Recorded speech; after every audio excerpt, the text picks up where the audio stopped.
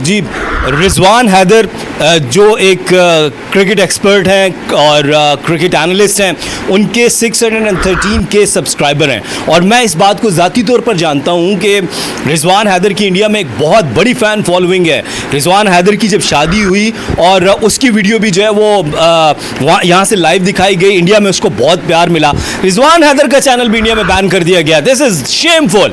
और रिजवान हैदर के चैनल पे आपको कभी कोई नेगेटिव बात नज़र नहीं आएगी। वो हमेशा पॉजिटिव स्पोर्ट्स के ऊपर बात करेंगे, क्रिकेट के ऊपर बात करेंगे। उनके क्रिटिसिज्म के अंदर भी आपको एक कंस्ट्रक्टिव क्रिटिसिज्म नज़र आता है, पॉजिटिविटी नज़र आती है। रिजवान हैदर जैसे बेज़रर लोगों का चैनल, यूट्यूब चैनल जो है वो इंडिया में बंद करना, आई स्ट्रांगली कंडेम। और मैं ये समझता हूँ कि ये इंडियन गवर्नमेंट ख़ास तौर पर जो मोदी का माइंडसेट है, बीजेपी का जो माइंडसेट है, रिफ्लेक्ट करता है कि वो डेमोक्रेसी नहीं है, वो सो कॉल्ड डेमोक्रेसी है। And this is shameful.